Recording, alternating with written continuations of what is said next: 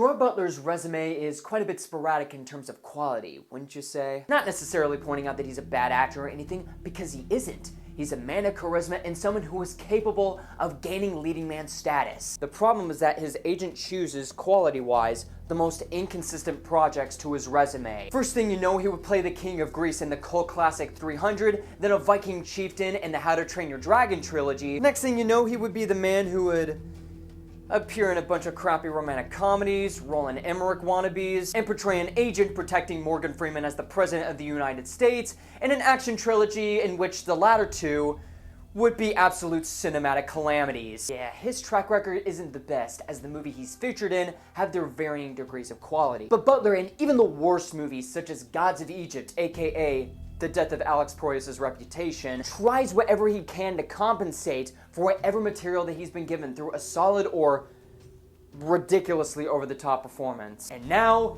here we are in what is usually Hollywood's landfill, that being the month of January. I say usually because every now and then, where you may have a piece of trash, sometimes the month may be a little bit generous and give you a little special piece of treasure, as the month might offer a couple of surprises that none of us were expecting to be enjoyable, or at the very least, watchable. Gerard's latest action picture, plain as that title sounds, is about as basic as you can get with January action films, but one that is very competent and does the job with commendable effort. Periodically, there will be some examples of action drudgery in January, which somebody would hire a mainstream actor to be in the lead role, they would cobble up a story that would make about as much sense as flag football in the NFL. Wait, are you serious? In the Pro Bowl?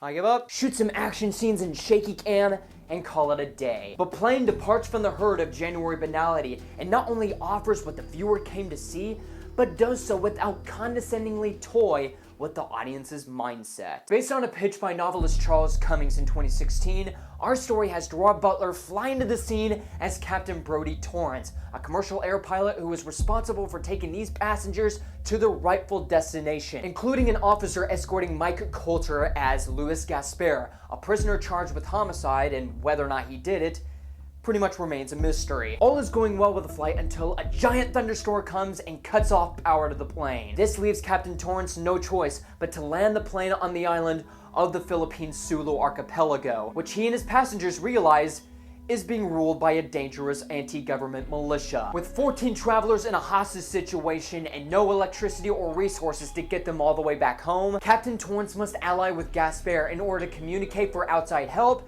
to escape the island and save the passengers. One of the things that will surprise you is that, yes, it is a been there, done that premise, and the story is nothing but a run-of-the-mill survival action film that you would see on a straight-to-DVD release. You still feel a nerve-wracking amount of tension in the movie. And I say it's largely thanks to the filmmaking of one Jean-François Rakyat, whose only work I'm familiar with is 2016's Bloodfather starring Mel Gibson. Through his work with the screenwriters on trying to make the script as tight as possible while trying to make every single problem and solution make sense, he's able to create stakes in situations that feel very genuine and suspenseful that you can easily imagine happening in a real-life setting. The encounter that the survivors have with the evil Philippine militia are acceptably framed and acted. The shootouts at the end when the private military forces arrive are intense and gratifying. And the plane sequences of Captain Torrance flying the plane during a thunderstorm or using it to find convenient routes while it's on its last leg is convincing enough for the viewer to hold on to their armrests and to give aerophobics the fright of their life. Speaking of which, since we dedicated an entire intro to the man of the hour, how is Gerard Butler? Well, he's basically just as proficient in his craft of being a leading man as he's always been in the past. It's not the kind of performance that's gonna blow any attendee's socks off, but for what he has to offer as a man who is persevering to save his passengers and to have them see their families again as well as his own, he proves himself admirably, and he isn't afraid to get on his dramatic side, especially in latter parts of the movie where his life is on the line. Which leads into how much I appreciate the characterization of Captain Torrance. Apart from other action icons in Hollywood who, due to their prior experiences, have the capabilities to take down a mob or an entire military force, Brodie Torrance is not a skilled veteran or a former police officer or an assassin. He's just an everyday pilot who happens to end up at the wrong place at the wrong time.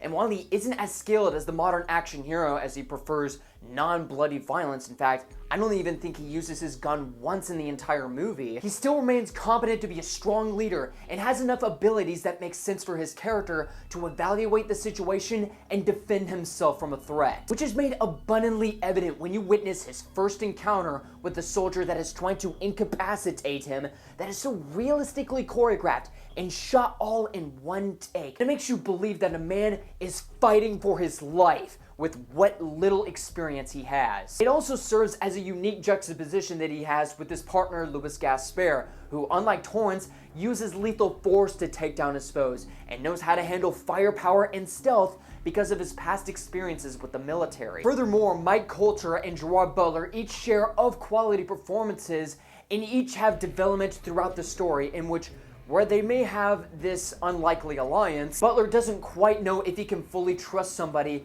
who may or may not be convicted of homicide. But the resolution that the two of them have together is a reasonable direction for the script writers to take. If I want to touch on any downsides in this movie, there really isn't much to say about the secondary characters. There are some that are the nuisance of the group and some that are terrified out of their minds and questioning what to do. But ultimately, there are motivations for our heroes to rescue. This doubly goes for the villains of the movie, who don't have much dimension to them outside from being generic, terroristic militia archetypes that pose a threat to our hero. They do the usual routine of killing someone by example just to show how evil they are. And the film had the opportunity to build character around the main villain Junmar, who tries to accomplish business for his family, as said in a little tiny piece of dialogue, but instead results into being a lost opportunity, and he ends up being just a cliched foreign evildoer. I also gotta be honest that in a movie in which a plane lands on an island full of militants,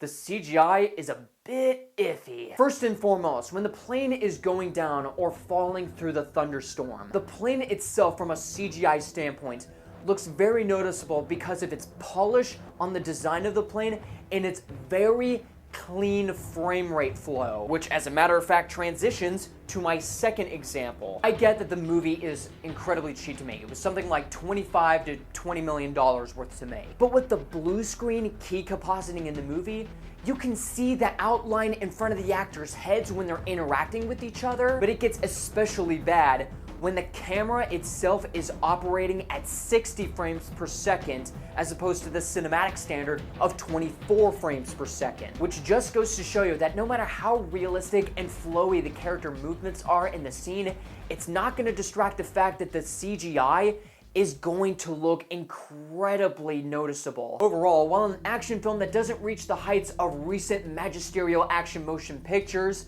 Plane commits to its derivative premise and makes it into something quite engaging that I wasn't expecting out of a January action film, executing dynamically on its action, heart-stopping moments, and Gerard Butler commanding the screen as the main star. If you're a fan of Butler, want some time to kill, or you want to watch something that isn't Avatar: The Way of Water, then I suggest seeing this as an early matinee. It's not the best out there, but it's quite the start for the action genre. And I can't believe I'm saying this either. When a cheap January action film starring Gerard Butler is better than Avatar: The Way of Water, that is saying something right there.